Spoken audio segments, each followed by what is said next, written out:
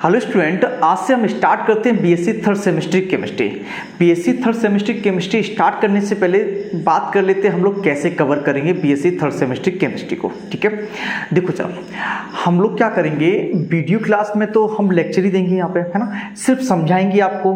अगर आपको नोट्स बनाना है तो इस थ्योरी की हेल्प से बना सकते हैं, या फिर वीडियो क्लास में जो हम समझाते हैं आप लोगों को उसकी हेल्प से बना सकते हैं, या फिर क्या कीजिएगा आप मेरे टेलीग्राम ग्रुप पे जुड़ जाइएगा। ठीक, टेलीग्राम ग्रुप पे जैसे ही आप लोग जुड़ जाएंगे तो वहाँ पर सारी की सारी पीडीएफ आपको मिल जाएंगे प्रत्येक चैप्टर वाइज। अगर आप हिंदी मीडियम से हैं तो हिंदी मिल जाएंगी, और इंग्लिश मीडियम से हैं तो आपको इंग्लिश में मिल जाएंगी। क्लियर है इतना? और आपको वीडियो क्लास में एक एक चीज़ समझ में आएगी ही आएगी। क्लियर है? बहुत अच्छे से पढ़िएगा। आपको कोई भी डाउट होता है ना, आप कमेंट कर दीजिएगा नीचे, मैं आपका डाउट सॉल्व करूँगा। ठीक है, चलें बात करते हैं पहली यूनिट की। बीएससी थर्ड सेमेस्टर में जो पहली यूनिट है आपकी वो केमिकल काइनेटिक्स है। केमिकल काइनेटिक्स में सबसे पहला जो टॉपिक है वो रेट ऑफ अ रिएक्शन है, मतलब कि रिएक्शन का रेट क्या होता है। जरा इस चीज को समझेंगे, ध्यान से समझना। जैसे मान लेते हैं एक हम रिएक्शन ले लें, जैसे ए एक रिएक्शन ले रहे जिसमें ए जो है वो रिएक्टेंट है और बी जो है प्रोडक्ट है आपका। बी क्या है आपका? प्रोडक्ट है। और ए क्या है आपका? रिएक्टेंट है। ए रिएक्टेंट है और बी आपका प्रोडक्ट है। ठीक है, अब जरा समझने की कोशिश करना। अब ये रिएक्शन आगे बढ़ेगी, मतलब कि स्टार्टिंग में जब मैंने ए लिया था रिएक्शन कराने की सोच रहे थे, रिएक्शन हुई नहीं थी, तो क्या बी बना होगा? नहीं बना होगा ना। जैसे मान लिया स्टार्टिंग की जो कंसंट्रेशन है वो स्मॉल ए है, मतलब कि रिएक्टेंट कैपिटल ए की स्टार्टिंग कंसंट्रेशन कितनी है, इनिशियल कंसंट्रेशन कितनी है, स्मॉल ए है। जब इनिशियल कंसंट्रेशन स्मॉल ए है, जब बी बना ही नहीं था, मतलब प्रोडक्ट बना ही नहीं था, तो ये कितना होगा? जीरो होगा। इनिशियल में मतलब जब स्टार्ट मैंने रिएक्शन नहीं की थी तो प्रोडक्ट तो जीरो होगा ना। बी का फॉर्मेशन किससे हुआ? ए से तो हुआ। नहीं समझ में आ रहा है? अरे बी का फॉर्मेशन किससे हुआ? ए से हुआ ना, है ना। तो ये किस टाइम की बात है? जब टाइम कितना था? जीरो था, मतलब रिएक्शन स्टार्ट ही नहीं हुई थी, मतलब कि ए से बी बना ही नहीं था। टाइम कितना रिएक्शन में? टाइम कितना लगा रिएक्शन में? जीरो लगा, है ना। तो बी जीरो होगा। मान लेते हैं किसी टाइम टी पर, कोई टाइम टी है, मतलब रिएक्शन चली आगे बढ़ी, है ना, कुछ टाइम बीत गया, मान लेते हैं 5 मिनट बीत गया, 10 मिनट बीत गया, 20 मिनट बीत गया, आधा घंटा बीत गया। तो मान लिया उस टाइम को, जो 5 मिनट 10 मिनट और आधा घंटा मैं बोल रहा हूं, उस टाइम को टी मान लिया मैंने। टी टाइम तक रिएक्शन चली। रिएक्शन चलने का मतलब क्या? रिएक्शन को आगे बढ़ने का मतलब क्या है? रिएक्टेंट जो है प्रोडक्ट में बदल गया। रिएक्शन आगे बढ़ने का मतलब क्या है? रिएक्टेंट जो होगा वो किस में बदलेगा? प्रोडक्ट में बदलेगा, है ना। रिएक्शन बढ़ने का मतलब क्या है? मैंने मान लिया रिएक्टेंट की एक्स अमाउंट जो है, एक्स कंसंट्रेशन जो है वो प्रोडक्ट में चेंज हो गई। रिएक्टेंट से एक्स निकला और किस में बदल गया जाके? ये प्रोडक्ट में बदल गया जाके। बात समझ में आ रही है आपको? किस टाइम पर? टी टाइम पर जो रिएक्टेंट की एक्स अमाउंट निकली और प्रोडक्ट में कन्वर्ट हो गई। ठीक है, अब जस्ट समझने की कोशिश करना ध्यान से। जैसे जैसे टाइम बढ़ रहा है, तो जैसे जैसे टाइम बढ़ रहा है कोई टी टाइम पर रिएक्टेंट की कंसंट्रेशन चेंज हो रही है ना। ए से कुछ निकला, यहां से ए की कंसंट्रेशन कम हुई, और बी जो स्टार्टिंग में जीरो था वो क्या हो गया? एक्स बन गया। मतलब कि किसी रिएक्शन में रिएक्टेंट की कंसंट्रेशन भी चेंज होती है। आपको क्लियर हो रहा है? देखो जरा, रिएक्टेंट की कंसंट्रेशन चेंज हो रही है, पहले ए थी, अब टी टाइम पर ए माइनस एक्स हुई ना। और प्रोडक्ट की भी कंसंट्रेशन चेंज हो रही है। यहाँ पे पहले जीरो थी, अब कितनी हो रही है? एक्स हो रही है। बात समझ में आ रही है? मतलब कि रिएक्शन में रिएक्टेंट की भी कंसंट्रेशन चेंज होती है और प्रोडक्ट की भी कंसंट्रेशन चेंज होती है। बात समझ में आ गई आपको? अब रेट ऑफ रिएक्शन क्या होता है? रेट ऑफ रिएक्शन क्या होती है, जरा समझने की कोशिश करना। Concentration change of reactant and product in per unit time, मतलब कि यूनिट टाइम में जो रिएक्टेंट की कंसंट्रेशन और प्रोडक्ट की कंसंट्रेशन में जो चेंज होता है उसे बोला करते हैं रेट ऑफ अ रिएक्शन। फिर से सुने, रिएक्टेंट की कंसंट्रेशन में चेंज जो होता है या प्रोडक्ट की कंसंट्रेशन में जो चेंज होता है यूनिट टाइम में, उसे बोला करते हैं रेट ऑफ अ रिएक्शन। बात समझ में आ रही? यूनिट टाइम में होने वाली रिएक्टेंट और प्रोडक्ट की कंसंट्रेशन में चेंज को ही क्या बोला करते हैं हम लोग? रेट ऑफ अ रिएक्शन बोला करते हैं। ठीक है, इतनी तो बात समझ में आ गई। अब रेट ऑफ रिएक्शन को हम लोग फॉर्मूले द्वारा कैसे डिफाइन करते हैं? रेट क्या होता है आपका? रेट इक्वल टू होता है कंसंट्रेशन चेंज, CON लिखा, इसका मतलब क्या है? कंसंट्रेशन है। कंसंट्रेशन चेंज ऑफ रिएक्टेंट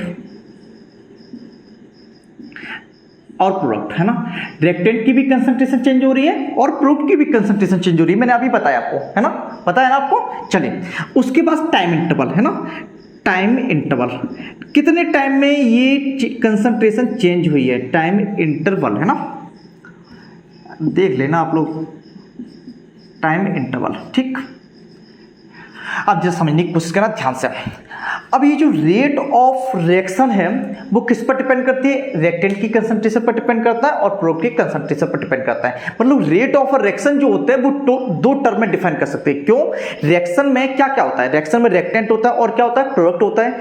तो रिएक्शन का जो रेट होता है वो दो टर्म में डिफाइन हो सकता है ना। किसकी टर्म में डिफाइन हो सकता है, रिएक्टेंट की भी टर्म में डिफाइन हो सकता है और प्रोडक्ट के भी टर्म में डिफाइन हो सकता है। फिर से सुने, रिएक्शन का जो रेट होता है वो रिएक्टेंट की भी टर्म में डिफाइन हो सकता है और प्रोडक्ट की भी टर्म में डिफाइन हो सकता है, क्योंकि दोनों की कंसंट्रेशन चेंज हो रही है। रिएक्टेंट की भी कंसंट्रेशन चेंज हो रही है टाइम के साथ और प्रोडक्ट की भी कंसंट्रेशन चेंज हो रही है। तो हम लोग क्या लिखते हैं, रेट जो लिखते हैं, रेट का दूसरा आपका फॉर्मूला जो लिखते हैं, कंसंट्रेशन चेंज, कंसंट्रेशन चेंज को कैसे दिखाते हैं, फाइनल कंसंट्रेशन कैसे दिखाएंगे, CF माइनस, सी का मतलब कंसंट्रेशन, एफ का मतलब फाइनल होता है, माइनस सी आई का मतलब क्या, कंसंट्रेशन, आई का मतलब initial concentration upon T final का मतलब क्या होता है, मतलब कि फाइनल टाइम, ठीक है, माइनस इनिशियल टाइम। इसका क्या मतलब है सर, देखो जरा इसी रिएक्शन में देखो, इस रिएक्शन में देखो जरा, अगर हम इस रिएक्टेंट की रिस्पेक्ट में रिएक्शन का रेट निकालें, किस रिएक्टेंट की रिस्पेक्ट में, ए रिएक्टेंट की रिस्पेक्ट में अगर रिएक्शन का रेट निकालें, जरा समझने की कोशिश करना ध्यान से। अगर हम ए रिएक्टेंट की रिस्पेक्ट में रिएक्शन का रेट निकालें, जिसे हम लोग आर ए द्वारा रिप्रेजेंट कर रहे हैं, तो किसके रिस्पेक्ट में निकाल रहे हैं, रिएक्टेंट की रिस्पेक्ट में ना। तो बताओ सी फाइनल माइनस सी initial upon T final minus T initial, t का मतलब टाइम। बताओ जरा सी फाइनल मतलब कंसंट्रेशन बाद वाली, फाइनल वाली कितनी है ना, कितनी है, ए माइनस एक्स है ना, ए माइनस एक्स हो गई, माइनस इनिशियल कंसंट्रेशन कितनी है कि ए है, बिल्कुल ए है, माइनस ए कर दिया, अपॉन टी फाइनल मतलब बाद वाला टाइम कितना है, टी है, माइनस इनिशियल वाला टाइम कितना है, जीरो है, जीरो लिख दिया मैंने। बात समझ में आ रही है आपको, नहीं आ रही है, आ रही होगी ना। उसके बाद क्या हो जाएगा, ए से ए कैंसिल हो जाएगा, minus R A equal to क्या हो गया, आपका माइनस एक्स अपॉन टी। अरे ए से ए कैंसिल हो गया आपका, माइनस एक्स अपॉन क्या आ गया, टी आ गया, है ना। ये आपका रेट ऑफ रिएक्शन है, किसके टर्म में बोलो, रिएक्टेंट की टर्म में ना, है ना। अब जरा समझने की कोशिश करना मैंने कैसे निकाला, जरा समझो ध्यान से। रेट क्या होता है, कंसंट्रेशन चेंज ऑफ रिएक्टेंट और प्रोडक्ट, है ना, अपॉन टाइम इंटरवल, ठीक। उसके बाद रेट कैसे निकालेंगे, ये फॉर्मूला है आपका, सी फाइनल माइनस मतलब कंसंट्रेशन, फाइनल वाली कंसंट्रेशन माइनस पहली वाली concentration, initial concentration upon T final minus T initial, है ना। अब जैसे हम लोग को इस रिएक्शन का रेट निकालना है, तो कैसे निकालेंगे, रेट हम लोग निकाल रहे हैं किसके रिस्पेक्ट में, रिएक्टेंट के रिस्पेक्ट में। आपको पता है कि किसी भी रिएक्शन में रिएक्टेंट होता है और प्रोडक्ट होता है, रिएक्टेंट की भी कंसंट्रेशन चेंज होती है, प्रोडक्ट की भी कंसंट्रेशन चेंज होती है, तो हम लोग रेट निकाल सकते हैं रिएक्टेंट की भी टर्म में और प्रोडक्ट के भी टर्म में, ठीक है, पता है आपको। चलो अब हम लोग क्या करते हैं, रिएक्टेंट की टर्म में रेट निकालते हैं। तो कैसे निकालेंगे हम लोग, C final minus C initial upon T F minus T I. अब रिएक्टेंट के लिए बताओ, इनिशियल कंसंट्रेशन रिएक्टेंट की कितनी है, ए माइनस ए है, और फाइनल कंसंट्रेशन क्या पहुंची जाके, ए माइनस एक्स भी पहुंची। इसके बाद तो कोई कंसंट्रेशन मैंने ली नहीं है, बात समझ में आ रही ना। चलिए हाँ, इसके बाद तो कोई कंसंट्रेशन लेनी है, तो बताओ फाइनल कंसंट्रेशन कितनी है, ए माइनस एक्स, इनिशियल कंसंट्रेशन कितनी है, ए अपॉन टी माइनस जीरो, ए से ए कैंसिल होगा, माइनस एक्स अपॉन टी। अब आप सोच रहे हो सर माइनस का क्या मतलब है, यहाँ पर ये जो रेट है इस माइनस का क्या मतलब है। माइनस का बस इतना सा मतलब है, जब भी रिएक्शन होती है तो रिएक्टेंट कम होता है। बिल्कुल बात सही है। कैसे, अरे ये रिएक्शन हो रही है, ए से तो बी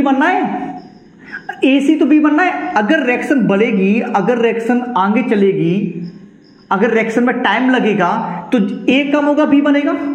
ए की कंसंट्रेशन, ए की अमाउंट कम होगी, बी बनेगा। अगर हम अमाउंट बोल रहे हैं इसका मतलब क्या, कंसंट्रेशन है। केमिकल काइनेटिक्स में अगर हम कभी भी अमाउंट बोले तो इसका मतलब क्या, उसकी कंसंट्रेशन है ना। चलिए यहां पे देखो, अगर ये ए कम होगा तभी तो बी बनेगा, अगर ए की कंसंट्रेशन कम होगा तो बी बढ़ेगा, है ना। तो अगर रेट में कहीं भी केमिकल काइनेटिक्स में माइनस साइन आ जाए, फिर से सुने, अगर रेट में कहीं भी केमिकल काइनेटिक्स में माइनस साइन आ जाए, इसका मतलब बस इतना समझ लीजिएगा, रिएक्टेंट की कंसंट्रेशन डिक्रीज हो रही है टाइम के साथ। रिएक्टेंट की कंसंट्रेशन डिक्रीज हो रही है टाइम के साथ, रिएक्टेंट डिसअपीयर हो रहा है। क्या हो रहा है? रिएक्टेंट डिसअपीयर हो रहा है। क्लियर है इतना? तो यहां पर ए क्या हो रहा है? डिसअपीयर हो रहा है। बताओ अपियर बन कौन रहा है? अगर ए अगर कम होगा तो कौन बनेगा? बी बनेगा ना। तो प्रोडक्ट की कंसंट्रेशन क्या होगी? बढ़ जाएगी। तो प्रोडक्ट के अगर प्रोडक्ट के टर्म में हम रेट निकालेंगे वो पॉजिटिव आएगा, और रिएक्टेंट के टर्म में रेट निकालेंगे वो कैसा आएगा? नेगेटिव आएगा। हमेशा याद रखना, रिएक्टेंट के टर्म में अगर हम रेट निकालेंगे तो वो कैसा आएगा? बोलो जरा, बोलो कैसा आएगा? नेगेटिव आएगा। अगर हम प्रोडक्ट के टर्म में रेट निकालेंगे वो कैसा आएगा? पॉजिटिव आएगा ना। पता है ना? बोलते तो हो ही नहीं, पागल हो आप लोग, है ना? समझ में आ रहा है ना? आ रहा है? हाँ आ रहा है। चलिए इधर देखो, इसे मिटाते हैं। अब हम लोग क्या करते हैं? प्रोडक्ट के टर्म में रेट निकालते हैं। यहां पर निकाल देते हैं ना, यहां पे निकाल रहे हैं हम लोग, यहां पे निकाल रहे हैं। देखो जरा समझो ध्यान से। अगर प्रोडक्ट क्या है आपका? आरबी है ना। प्रोडक्ट के टर्म में अगर रेट निकालेंगे तो क्या होगा? सी एफ माइनस सी आई अपॉन टी एफ माइनस, बोलो टी आई। सी एफ क्या होगा? फाइनल कंसंट्रेशन कौन सी है? फाइनल कंसंट्रेशन कौन सी? एक्स है ना, बिल्कुल एक्स है। सी आई मतलब इनिशियल कंसंट्रेशन कितनी? जीरो है ना, जीरो है बिल्कुल। बताओ फाइनल टाइम कितना है? टी है, पता है ना टी है। फाइनल टाइम टी तो है, इसके बाद टाइम लिया मैंने? नहीं लिया ना। इनिशियल टाइम कितना है? जीरो है। तो आर, सॉरी यहाँ पे आर बी है, तो आर बी इक्वल टू क्या आ गया? X upon T. बताओ इसके आगे साइन कौन सा? पॉजिटिव है ना। तो बताओ प्रोडक्ट के टर्म में ये जो रेट आया, प्रोडक्ट के टर्म में जो रेट आया, बताओ कैसा है? नेगेटिव आया पॉजिटिव आया? बोलो नेगेटिव आया पॉजिटिव आया? पॉजिटिव आया ना। इसका मतलब क्या है? इसका मतलब ये हुआ कि रिएक्शन में जो प्रोडक्ट होता है वो टाइम के साथ बढ़ता है। अगर नेगेटिव साइन आता है इसका मतलब क्या है? वो रिएक्टेंट के टर्म में आता है टाइम के साथ, रिएक्टेंट की कंसंट्रेशन डिक्रीज होगी और प्रोडक्ट की कंसंट्रेशन इंक्रीज हो गया। बात समझ में आ गई? ओके, क्लियर इतना? चले अब हम क्या कर रहे हैं? एक दूसरी रिएक्शन ले रहे हैं ना। इतनी बात समझ में आ रही है आपको? इतनी आ रही है? चले देखो, चलो इसे मिटाते हैं, इसे मिटा दें। चलिए आप लोग नोट कर लीजिए, हम मिटा दे रहे हैं ना। देखो जरा, मान लेते हैं एक रिएक्शन ऐसे ले लेते हैं, एक रिएक्शन ले लेते हैं। ए से 2B बनना है। ए से क्या बनना है? 2B बनना है ना। अगर ए से 2B बनना है, मान लेते हैं ये ए है, तो बताओ अगर स्टार्टिंग के बारे में बात करेंगे, स्टार्टिंग की बात करेंगे तो स्टार्टिंग में प्रोडक्ट तो कुछ होगा नहीं होगा ना। तो ए कितना, बी कितना होगा? जीरो होगा। कब की बात है ये? जब रिएक्शन स्टार्ट नहीं होती, इनिशियल की बारे में बात कर रहे हैं हम लोग, है ना। अगर हमने यहां से रिएक्शन स्टार्ट हुई, कुछ टाइम लगा, वो टाइम मैंने कितना मान लिया? टी मान लिया। ये टाइम 1 सेकंड भी हो सकता है, 5 मिनट भी हो सकता है, 1 घंटा भी हो सकता है, 10 दिन भी हो सकते हैं, 50 दिन भी हो सकता है, कुछ भी हो सकता है। क्लियर है? तो इसलिए मैंने क्या मान लिया? टी मान लिया। आफ्टर टी टाइम रिएक्शन में क्या होगा? मान लेते हैं यहां से एक्स निकला, एक्स कंसंट्रेशन निकली, यहां से ए से एक्स कंसंट्रेशन निकली, वो किस में कन्वर्ट होगी? बोलो बी में कन्वर्ट होगी। अरे रिएक्टेंट कटेगा तो भी तो प्रोडक्ट बनेगा, है ना। तो बताओ बी कितना बनेगा? 2x बनेगा। अब आप सोचेंगे सर यहां से तो x निकला, ये कैसे 2x बन गया? अरे आपको पता है ना कि जब भी कोई रिएक्शन होती है वो मोल के पदों में, मोल के टर्म में बनता है कोई भी प्रोडक्ट, और अगर कोई रिएक्टेंट है तो मोल के पदों में ही, मोल के टर्म में ही डिक्रीज होता है। तो यहां पे कितना मोल है इसका? बोलो यहां पे बनी तो है तो -x लिखा, यहां पे 2b है इसलिए 2x लिखा।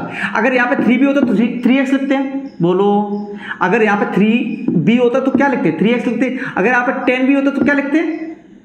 बोलो कितने होते? 10x होता। क्लियर है इतना? मोल के पदों में ही कोई चीज बनती है और मोल के पदों में कोई चीज घटती है। रिएक्टेंट अगर रिएक्शन करेगा तो मोल के टर्म में, प्रोडक्ट यदि फॉर्मेशन हो किसके फॉर्म में?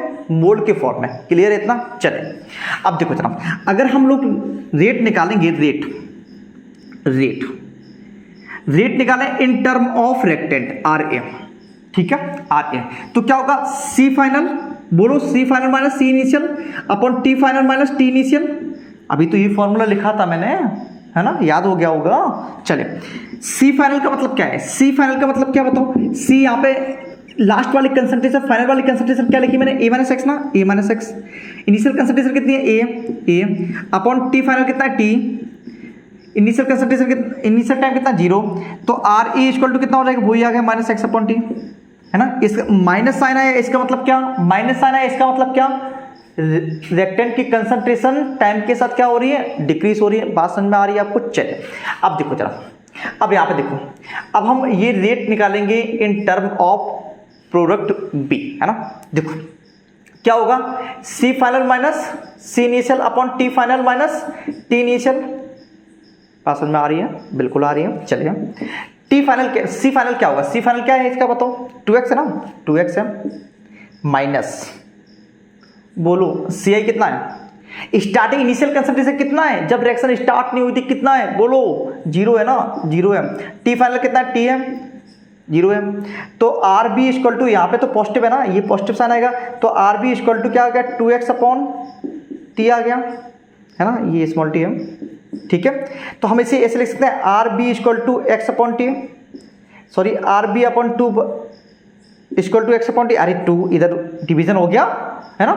और x अपॉन टी को हम लोग क्या लिख सकते हैं, आर ए लिख सकते हैं, बोलो आर ए लिख सकते हैं, नहीं लिख सकते हैं, लिख सकते हैं बिल्कुल, R B by 2 equal to R A लिख सकते हैं, लिख सकते हैं ना। बात समझ में आ रही है आपको, आ रही है नहीं आ रही है, आ रही है, ठीक। इस तरीके से आप लोग रेट निकाल सकते हो, किसी भी जो गिवन रिएक्शन है उसका आप लोग रेट निकाल सकते हो। कैसे, concentration final minus concentration initial upon time final minus time initial. बात समझ में आ रही है आपको? चलिए, concentration change upon time interval से आप किसी भी रिएक्शन का रेट निकाल सकते हैं। अब मेरी बात समझने की कोशिश करना ध्यान से।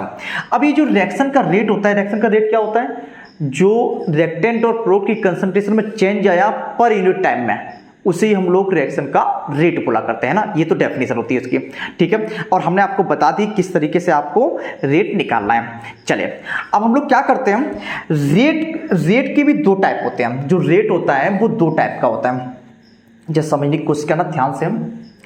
रेट जो होता है वो 2 टाइप्स का होता है। रेट जो होता है आपका वो 2 टाइप का होता है। कौन कौन सा होता है, एक तो इंस्टेंटेनियस रेट होता है, एक तो इंस्टेंटेनियस रेट होता है, दूसरा एवरेज रेट होता है। एवरेज रेट होता है, इन दोनों को समझ लो, ये होते क्या है, ये टर्म क्या है, इंस्टेंटेनियस रेट और एवरेज रेट का मतलब क्या है। देखो जरा, इंस्टेंटेनियस रेट का मतलब होता है यदि कोई रेट बहुत कम टाइम में निकाला जाए, किसी भी रिएक्शन का जो रेट होता है वो बहुत कम टाइम में निकाला जाए तो उसे बोलते हैं इंस्टेंटेनियस रेट बोला करते हैं। बहुत कम टाइम में, जैसे 1 सेकंड में, 2 सेकंड में, 3 सेकंड में। अगर कोई रिएक्शन का रेट ज्यादा टाइम में निकाला जाए, लॉन्ग इंटरवल में निकाला जाए, तो उसे बोला करते हैं एवरेज रेट। जैसे 1 घंटे में, 50 मिनट में, 30 मिनट में, 1 दिन में, 10 दिन में, 30 दिन में, है ना, तो उसे क्या बोलेंगे, एवरेज रेट बोलेंगे। बात समझ में आ रही है? अगर कोई रेट बहुत कम टाइम इंटरवल में निकाला जाए उसे क्या बोलेंगे, इंस्टेंटेनियस रेट बोलेंगे। अगर कोई रेट ज्यादा टाइम इंटरवल में निकाला जाए उसे क्या बोलेंगे, एवरेज रेट बोलेंगे। क्लियर हो गया इतना? देखो जरा, इंस्टेंटेनियस का मतलब क्या होता है। इंस्टेंटेनियस को हिंदी बोला करते तत्काल, क्या बोलते हैं, तत्काल बोला करते हैं। आपने अपने घर में जो बड़े लोग होते हैं जब वो गुस्सा होते हैं ना तो वो क्या बोलते हैं, ये काम तत्काल करना चाहिए, तत्काल करना चाहिए। तत्काल, तत्काल का मतलब जल्दी जल्दी करो, वो अभी होना चाहिए, अभी अभी एट द स्पॉट होना चाहिए, है ना। मतलब कि अगर कोई रेट जो है बहुत कम टाइम में निकाला जाए उसे केवल क्या बोला करते हैं हम लोग, इंस्टेंटेनियस रेट बोला करते हैं। अगर कोई रेट ज्यादा टाइम इंटरवल में निकाला जाए उसे क्या बोलेंगे हम लोग, एवरेज रेट बोलेंगे। दोनों का मतलब समझ में आ गया आपको। कम टाइम वाले को कम टाइम में रेट डिसाइड किया जाए, 1 सेकेंड 2 सेकेंड में डिसाइड किया जाए उसे इंस्टेंटेनियस रेट। अगर घंटों में, मिनटों में डिसाइड किया जाए उसे क्या बोलेंगे, एवरेज रेट बोलेंगे। बात समझ में आगे होगी, है ना। इंस्टेंटेनियस रेट को जैसे समझने की कोशिश करना, इंस्टेंटेनियस रेट को हम लोग dc अपॉन dt द्वारा रिप्रेजेंट करते हैं। किसके द्वारा, dc अपॉन dt द्वारा। और एवरेज रेट को हम लोग रिप्रेजेंट करते हैं dc delta c upon delta t। बात समझ में आ रही होगी क्या मैंने कहा, इंस्टेंटेनियस रेट को हम लोग dc अपॉन dt द्वारा और एवरेज रेट को हम लोग delta c upon delta t द्वारा रिप्रेजेंट करते हैं। इतनी तो बात समझ में आ गई आपको, है ना। अब हम लोग क्या करते हैं, किसी रिएक्शन, कोई रिएक्शन दी गई है, उसका उस रिएक्शन के लिए रेट किस तरीके से रिप्रेजेंट करते हैं, या फिर इंस्टेंटेनियस रेट उस रिएक्शन के लिए किस तरीके से रिप्रेजेंट करते हैं, उससे हम लोग देखते हैं। इसे मिटा देते हैं, आप लोग लिख लीजिएगा, ठीक है। अब देखो जरा, मान लेते हैं कोई रिएक्शन दी गई आपको, मान लिया कोई रिएक्शन दी गई M1A plus M2B equal to N1C plus N2D। हमें इस रिएक्शन के लिए रेट डिसाइड करनी है, रेट निकालना है, इंस्टेंटेनियस रेट को रिप्रेजेंट करना है। कैसे होगा? रेट इक्वल टू होता है किस रेट के बारे में बात कर रहे हैं? इंस्टेंटेनियस रेट के बारे में बात कर रहे हैं। ज्यादा एक्यूरेट कौन सा रेट होता है? इंस्टेंटेनियस रेट ज्यादा एक्यूरेट होता है ना। रेट जो होता है कैसे निकालेंगे देखो जरा, हमने बताया था इंस्टेंटेनियस जो रेट होता है DC अपॉन DT द्वारा डिनोट किया जाता है। DC का मतलब क्या? बहुत कम टाइम में कंसंट्रेशन चेंज, और DT का मतलब क्या है? बहुत कम टाइम इंटरवल, है ना। DC का मतलब क्या है? कम कंसंट्रेशन चेंज, और DT का मतलब क्या? बहुत कम टाइम इंटरवल। ठीक है, क्लियर है इतना? चलिए इधर देखो जरा, हम लोग कैसे रिप्रेजेंट करेंगे इस रिएक्शन का इंस्टेंटेनियस रेट। तो रेट इक्वल टू होता है आपका, जरा समझने की कोशिश करना ध्यान से, D active mass of A upon DT। ये एक्टिव मास A क्या है? A की concentration. Active mass of A क्या है? A की कंसंट्रेशन। अगर हम एक्टिव मास ऑफ B लिखें इसका मतलब क्या है? B की concentration. Active mass of C लिखें इसका मतलब क्या है? C की कंसंट्रेशन। कंसंट्रेशन का मतलब समझते हैं ना, मोलरिटी होती है यहाँ पे, एक्टिव मास या फिर मोलरिटी। सुना है ना मोलरिटी? 12th में भर भर के पढ़ा है अपने सॉल्यूशन में? नहीं पढ़ा है 12th में? अरे मोलरिटी, नॉर्मलिटी, मोल फ्रैक्शन, ये सब 12th में पढ़ा है आपने, पढ़ा होगा आपने। ठीक है, चलिए इधर देखो, तो क्या होगा? DC अपॉन DT, है ना। अब यहाँ पे देखो, जितने यहाँ पे मोल होंगे, ये जो मोल होंगे वो अपॉन में आएंगे, तो 1 अपॉन M1 कर दिया मैंने, माइनस लगा दिया। माइनस क्यों लगाया? क्योंकि रिएक्शन जब आगे बढ़ेगी तो रिएक्टेंट की कंसंट्रेशन कम होगी। मैंने अभी हम लोगों ने किया था ना, तो जब रेट निकाल लेते तो रिएक्टेंट की रिस्पेक्ट में जब रेट निकाल लेते तो माइनस साइन आ रहा था। बोलो माइनस साइन आ रहा था या नहीं आ रहा था? बोलो माइनस साइन आ रहा था या नहीं आ रहा था? आ रहा था ना, आ रहा था, है ना। चलिए अब देखो चलो, अगर हम प्रोडक्ट की टर्म में रेट निकाल लेते तो कौन सा साइन आ रहा था? पॉजिटिव साइन आ रहा था। हाँ, चलो यहाँ पे देखो, जस्ट समझने की कोशिश करना ध्यान से। तो यहाँ पे M1 मोल थे तो अपॉन M1 में आ गया। यहाँ पे कितने मोल है? M2 मोल है, तो 1 अपॉन M2 सबसे पहले लिख देंगे। जो मोल होते हैं उसे क्या करते हैं? अपॉन में कर देते हैं। ठीक है, तो क्या होगा? DB अपॉन DT हो गया इक्वल टू, अब बताओ रेट, हमने रेक्टेंट, कितने रेक्टेंट थे इसमें? रिएक्शन में 2 रेक्टेंट थे, तो उन दोनों रेक्टेंट के टर्म में हमने रेट डिसाइड कर लिया। अब देखो, अब है प्रोडक्ट बनी। आपको पता है ना, रेट जो होता है रेक्टेंट के टर्म में भी डिफाइन किया जा सकता है और प्रोडक्ट के टर्म में भी डिफाइन किया जा सकता है। बताओ कैसे डिफाइन करेंगे? Plus 1 upon N1 DC upon DT equal to 1 upon N2 plus आएगा ना? बिल्कुल आएगा। क्यों आएगा? क्योंकि प्रोडक्ट है आपका, उसी कंसंट्रेशन बढ़ेगी, इसलिए क्या आएगा? प्लस आएगा। क्या आएगा? DD upon DT। बात समझ में नहीं आई? अभी तो नहीं आई बिल्कुल बात समझ में, है ना। इंस्टेंटेनियस रेट कैसे निकालेंगे, जस्ट समझने की कोशिश करना ध्यान से। अगर हम ये कहें A का रेट निकालो तो क्या करेंगे आप लोग? DA upon DT।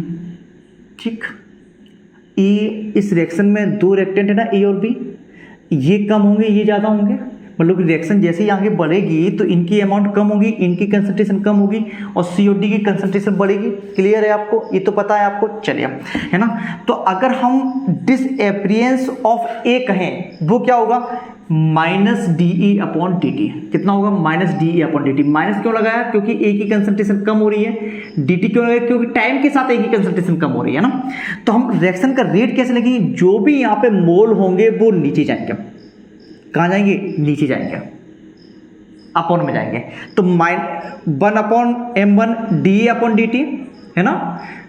अब सुनो, यहाँ पे कितने मोल है? M2 है ना। तो इस रिएक्टेंट की रिस्पेक्ट में रिएक्शन का रेट क्या होगा? Minus 1 upon M2 DB upon DT। Minus क्यों आया? क्योंकि रिएक्टेंट है, इसकी कंसंट्रेशन कम होगी। चलो अब आगे प्रोडक्ट पे। अब प्रोडक्ट में कितने मोल है? C के साथ कितने मोल है? N1 है ना। तो क्या जो मोल होते हैं उसे अपॉन में ले जाते हैं, तो क्या होगा? Plus 1 upon N2। प्लस क्यों आया? क्योंकि प्रोडक्ट है, इसकी अमाउंट टाइम के साथ साथ इंक्रीज होगी, और इंक्रीजमेंट को क्या, किससे रिप्रेजेंट करते हैं? प्लस के द्वारा। ठीक है, अगर N2D को हमें, अगर D की रिस्पेक्ट में हमें रिएक्शन का रेट निकालना है तो क्या हो जाएगा? Plus 1 upon N2 DD upon DT। थोड़ी बहुत बात समझ में आ गई। अब एग्जांपल समझो, उससे समझ में आई। जैसे मान लेते हैं रिएक्शन है ये, इस रिएक्शन का मुझे रेट इंडिकेट करना है, रिप्रेजेंट करना है। कौन सा रेट? इंस्टेंटेनियस रेट रिप्रेजेंट करना है। कैसे होगा? रेट इक्वल टू होगा, देखना जरा क्या होगा, डी एन टू कंसंट्रेट, पहला रिएक्टेंट कौन सा है? N2 है ना, तो D N two upon D T है ना, इक्वल टू, अरे प्रत्येक रिएक्टेंट के टर्म में रेट डिसाइड होता है और प्रत्येक प्रोडक्ट के टर्म में रेट डिसाइड होता है। हमने रिएक्शन का रेट इस रिएक्टेंट के टर्म में डिफाइन कर दिया, और उसके बाद ये रिएक्टेंट है, उसके बाद ये वाले रिएक्टेंट है, और ये क्या है? प्रोडक्ट है। तो इस रिएक्टेंट के टर्म में भी हम रेट डिसाइड कर सकते हैं, बिल्कुल कर सकते हैं। कैसे? 1/3 जो कोएफिशिएंट होते हैं वो कहाँ जाते हैं?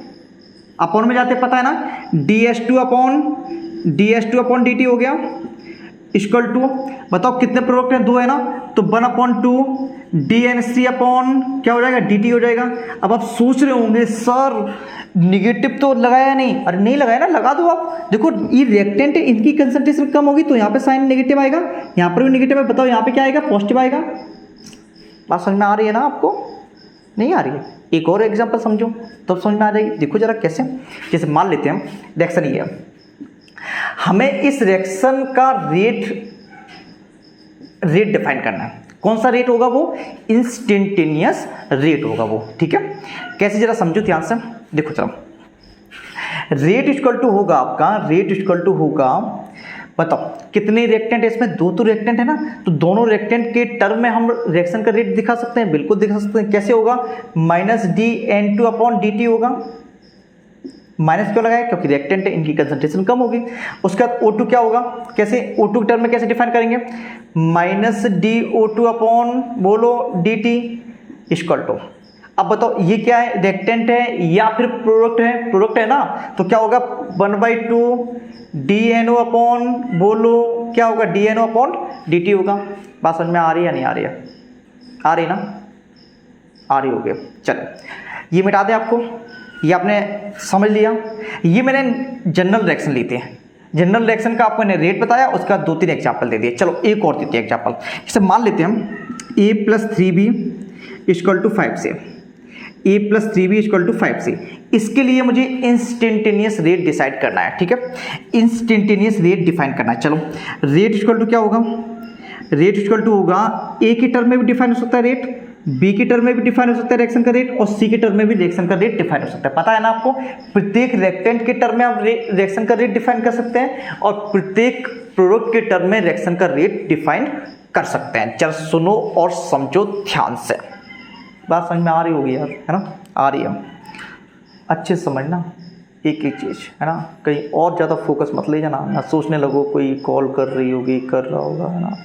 ठीक, इधर देखो, यहाँ पे देखो रेट कैसे होगा?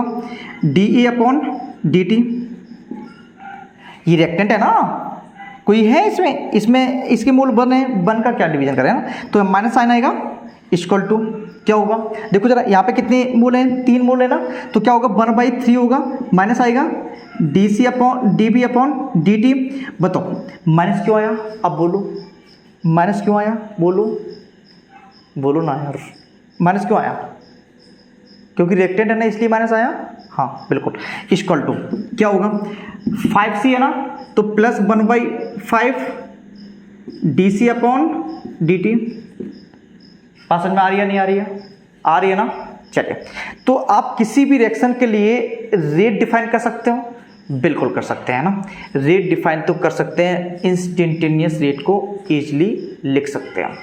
क्लियर है इतना? चलिए इसे मिटा दें, इसे मिटा दें, आप लोग नोट कर लेंगे, चलो कर लेंगे, ठीक, इसे मिटा देते हैं। देखो जरा, कभी कभी पूछा जाता है बताओ जो रेट आपने दिया है उसकी यूनिट बताओ, उसकी यूनिट बताओ, है ना? यूनिट ऑफ रेट, यूनिट बताना किसकी? रेट के। तो रेट को हम लोग dc अपॉन dt द्वारा dc अपॉन dt लिखते हैं, dc अपॉन dt तो लिखते हैं। c क्या होती है? कंसंट्रेशन होती है, मोलरिटी होती है, पता है ना, मोलरिटी होती है, और मोलरिटी का जो यूनिट होती है वो मोल पर लीटर होता है। मोल पर लीटर, मोलरिटी की यूनिट मोल पर लीटर होती है, बोलो मोल पर लीटर होती है, बोलो, है ना? तो मोल पर लीटर अगर है तो बोलो जरा, तो इसकी क्या होगी जरा समझो, dc अपॉन dt, मतलब रेट की जो यूनिट होगी मोल पर लीटर अपॉन टी सेकंड में ले लिया मैंने, तो क्या हो जाएगा बताओ, मोल हो गया, लीटर सेकंड हो गया। अब बताओ ये दोनों ऊपर जाएंगे तो क्या हो जाएगा, मोल लीटर इनवर्स सेकंड इनवर्स हो जाएगा, है ना।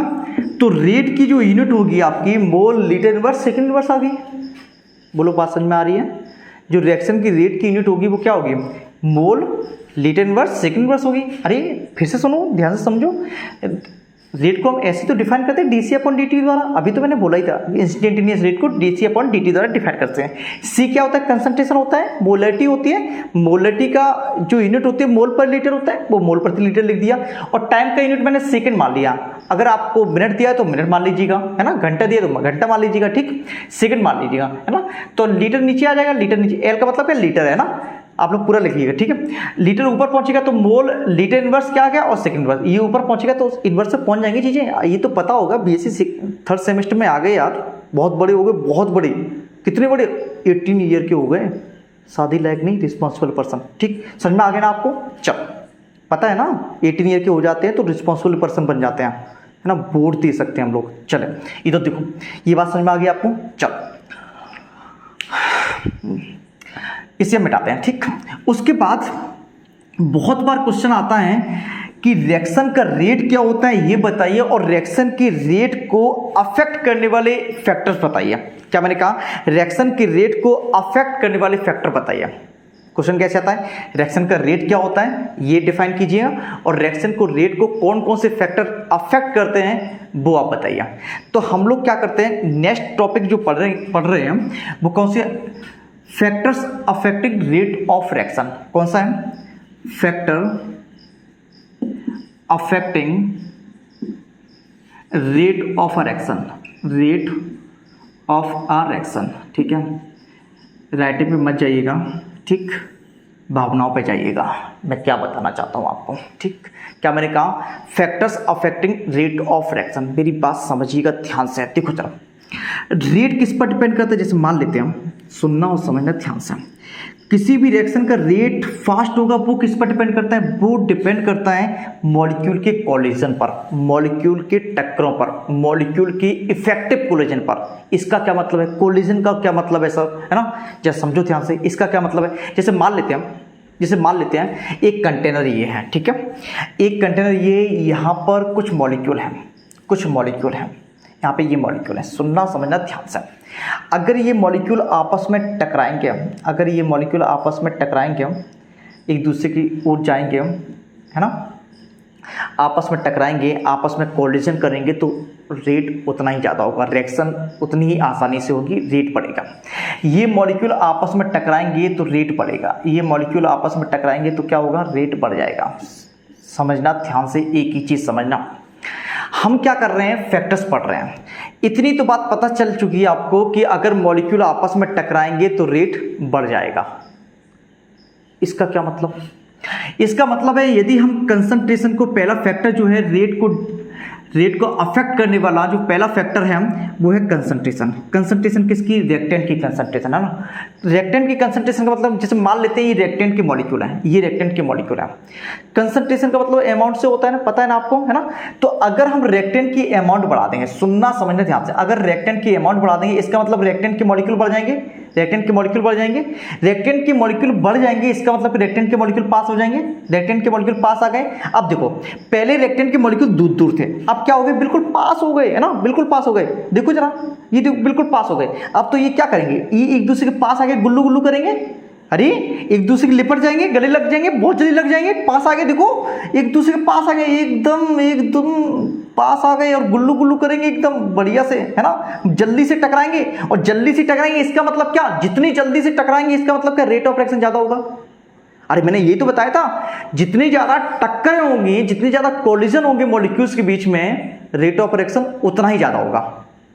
वो कोलिजन इफेक्टिव कोलिजन होना चाहिए। अब ये इफेक्टिव कोलिजन क्या होते हैं, जब हम आपको एक्टिवेशन एनर्जी पढ़ाएंगे तो आपको बताएंगे इफेक्टिव कोलिजन क्या हुआ करते हैं। क्लियर है, अभी बस इतना समझ लो, जितनी ज्यादा कोलिजन्स होंगी या इफेक्टिव कोलिजन होंगी उतनी ही ज्यादा रेट ऑफ रिएक्शन हुआ करते हैं। तो मॉलिक्यूल, जैसे ही हम लोग कंसंट्रेशन बढ़ाते हैं, इस कंटेनर में मॉलिक्यूल की अमाउंट बढ़ती है, मॉलिक्यूल के नंबर बढ़ते हैं, जिसकी वजह से ये मॉलिक्यूल पास पास हो जाते हैं और ये इजीली टकरा जाते हैं और रिएक्शन का रेट भी क्या हो जाएगा, टक्करें बढ़ेंगी, इजीली टकरा जाएंगे, रिएक्शन का रेट भी क्या हो जाएगा, बढ़ जाएगा। तो कंसंट्रेशन बढ़ाने के साथ साथ रिएक्शन का रेट क्या हो जाता है, बढ़ जाता है। क्लियर है इतना? चलिए अब हम लोग क्या करते हैं, टेम्परेचर का इफेक्ट देते हैं रेट पर, है ना। अब सुनो, समझो ध्यान से, जैसे मान लेते हैं इसे मिटाते हैं ना, ज़्यादा ही टकरा ये दूसरी चीज़। सुनो सर, जैसे समझ ध्यान से, कंसंट्रेशन है ना, सॉरी टेम्परेचर, यहाँ पे मॉलिक्यूल है ना, ये मॉलिक्यूल अभी शांत बैठे थे, ठीक, शांत बैठे थे। हम लोग क्या कर रहे हैं, इसको टेम्परेचर, इसमें सुसुरिया लगाएं, सुसुरिया मतलब क्या, टेम्परेचर बढ़ाएंगे, है ना। इसमें क्या कर रहे हैं, इसका टेम्परेचर बढ़ा रहे हैं। सुसुरिया समझते हैं, दीपावली को जो चलाई जाती है, वो बच्चे चलाते हैं सुसुरिया, है ना। हाँ, यहाँ से क्या करेंगे हम लोग, क्या करेंगे, टेम्परेचर देंगे, इसे हीट देंगे, इसे गर्म करेंगे, है ना। गर्म करने का मतलब है, जैसे आप लोगों ने क्या पानी कभी गर्म किया होगा, वाटर कभी गर्म किया होगा, पहले वो शांत होता है, जैसे हम गर्म करते हैं तो वो खोलने लगता है, बॉयल होने लगता है ना, उबलने लगता है। तो वो जैसे ही उबलता है तो पानी क्या होता है, ऊपर नीचे होने लगता है, उसके मॉलिक्यूल तेजी से भागने लगता है। बात समझ में आती है? देखा कभी पानी उबाला, कभी पानी बॉईल किया है, पानी कभी गर्म किया है? जब आप रखते हैं तो वो शांत होता है, जैसे ही उसे हीट देते हैं वो उबलना स्टार्ट हो जाता है ना, उसमें एनर्जी आ जाती है। तो इसी तरीके से जैसे ही हम लोग इस मॉलिक्यूल को हीट देंगे, टेम्परेचर देंगे, तो ये मॉलिक्यूल तेजी से भागना स्टार्ट हो जाएंगे, ये इन मॉलिक्यूल में मोमेंटम आ जाएगा, गति आ जाएगी। अगर ये मॉलिक्यूल तेजी से भागेंगे तो एक दूसरे की ओर भागेंगे, टकराएंगे एक दूसरे से, बहुत तेजी से भागेंगे, एक दूसरे से टकराएंगे। एक दूसरे से जब टकराएंगे मॉलिक्यूल, तो बताओ एक दूसरे के टकराने से तो रेट बढ़ता है, तो बताओ टेम्परेचर बढ़ाने के साथ साथ रेट बढ़ेगा? बोलो, टेम्परेचर बढ़ाने के साथ साथ रेट बढ़ जाएगा ना? यस, बिल्कुल बढ़ जाएगा। टेम्परेचर बढ़ाने के साथ साथ रेट बढ़ता है, क्यों? क्योंकि ये मॉलिक्यूल बहुत तेजी से गति करने लगते हैं, बहुत तेजी से मोमेंटम करने लगते हैं, जिसकी वजह से इनकी टक्करें बढ़ जाती है, जिसकी वजह से इनके कोलिजन बढ़ जाते हैं, और कोलिजन से ही रेट बढ़ता है। तो बताओ जरा, टेम्परेचर बढ़ाने के साथ साथ रेट भी क्या हो जाएगा, बढ़ जाएगा। बात समझ में आ गई? उसके बाद नंबर थर्ड है surface area of reactant. Surface area of reactant, है ना, रेक्टेंट पे मत जाइएगा, ठीक है। Surface area of reactant, surface reactant का जितना सरफेस एरिया हो, देखो जरा, जैसे मान लेते हैं मॉलिक्यूल बड़े हो गए, सुनना, जैसे ये कंटेनर है, अभी मॉलिक्यूल छोटे छोटे थे तो टकराने में बहुत ज़्यादा गैप था बीच में, अब मॉलिक्यूल बड़े बड़े हो गए, देखो ये बड़े बड़े हो गए, तो बड़े बड़े होंगे, पास पास आ जाएंगे ना। अरे मॉलिक्यूल का सरफेस एरिया बढ़ गया, बड़े बड़े हो गए, बहुत पास है। पहले यहाँ पे ये चिट्ठी जितना था, है ना, ये चिट्ठी जितना था, तो ये इनके बीच में गैप ज़्यादा था, है ना। अब ये जो बड़े बड़े हो गए, ये बड़े बड़े हो गए तो बहुत पास आ जाएंगे, ये इजीली कोलिजन हो जाएगा, इसका मतलब रेट भी क्या हो जाएगा, बढ़ जाएगा। तो बताओ surface area of the reactant बढ़ने के साथ साथ रिएक्शन का रेट क्या हो जाएगा, बोलो क्या हो जाएगा, बढ़ जाएगा, ठीक है। इफेक्ट ऑफ कैटलिस्ट, ये बहुत ज़्यादा अच्छा है। इफेक्ट ऑफ कैटलिस्ट, देखो चलो, कैटलिस्ट क्या करता है, किसी भी रिएक्शन की एक्टिवेशन एनर्जी को डिक्रीज कर देता है। फिर सुने, कैटलिस्ट क्या करता है, किसी भी रिएक्शन की एक्टिवेशन एनर्जी को डिक्रीज कर देता है। एक्टिवेशन एनर्जी, जैसे ही रिएक्शन की एक्टिवेशन एनर्जी डिक्रीज होती है, रिएक्शन का रेट बढ़ जाता है। फिर सुने, कैटलिस्ट क्या करता है, किसी भी रिएक्शन की एक्टिवेशन एनर्जी को डिक्रीज कर देता है, और जैसे जैसे एक्टिवेशन एनर्जी किसी भी रिएक्शन की डिक्रीज होती है, रिएक्शन का रेट बढ़ जाया करता है। तो कैटलिस्ट के इफेक्ट की वजह से क्या होगा, रिएक्शन का रेट बढ़ जाएगा। क्यों बढ़ जाता है, बोलो जरा, क्यों बढ़ जाता है? क्योंकि कैटलिस्ट रिएक्शन की एक्टिवेशन एनर्जी को कम कर दिया करता है, ठीक है। इसको ज़्यादा हम लोग पढ़ेंगे, एक्टिवेशन एनर्जी जब हम लोग पढ़ेंगे तो इसे हम डिटेल में एक्सप्लेन करेंगे। इतनी बात समझ में आ गई आपको? बहुत अच्छे से समझ में आ गई बात। अगर कोई डाउट हो तो आप एक दो बार फिर से वीडियो देख लेना, क्लियर हो जाएगा सब कुछ, ठीक है। फिर से